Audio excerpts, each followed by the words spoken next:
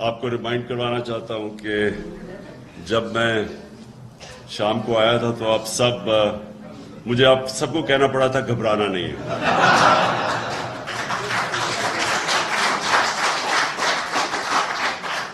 اصل میں دیکھیں میں ذرا آپ کو سمجھانا چاہتا ہوں کہ یہ ہوا کیا ہے، کیونکہ ابھی تک وہ اپوزیشن کو سمجھ نہیں آ رہی ہوا کیا ہے.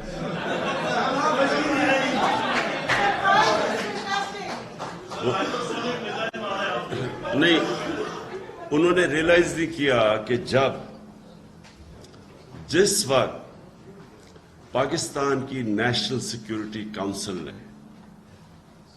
واضح طور پہ کہہ دیا کہ پاکستان کی یہ جو نو کانفیڈنس موشن تھی اس میں سے بیرون ملکی انٹرفیرنس تھی.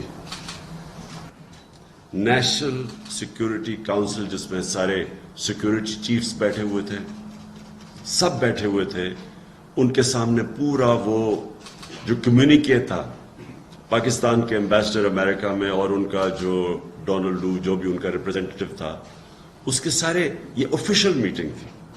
اس آفیشیل میٹنگ کے نوٹ ٹیکرز بیٹھے ہوئے تھے دونوں طرف، اور وہ منٹس وہ جو کانورسیشن تھا ہمارے ایمبیسڈر اور ان کے آفیشل کا، وہ سارا کانورسیشن پھر جب بتایا گیا ہماری نیشنل سیکیورٹی کونسل میں، تو پھر ایک اس کے بعد منٹس جاری کیے گئے. ان منٹس کے اندر یہ چیز کنفرم کی گئی کہ یہ ایک باہر سے پلان بنا تھا جس میں انٹرفیئر کیا گیا تھا پاکستان کی انٹرنل پالیٹکس میں، اور یہ جو نو کانفیڈنس تھی اس کی بنیاد باہر تھی.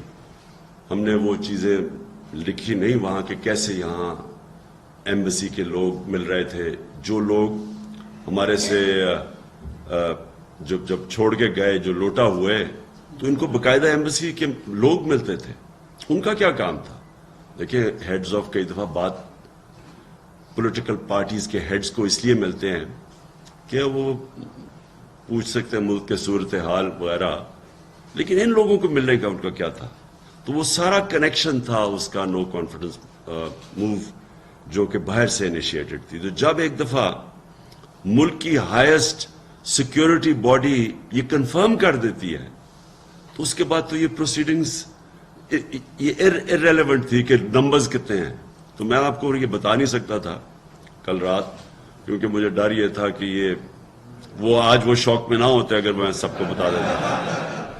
بے باک نہ ڈر رسول پرست 28 نیوز چینل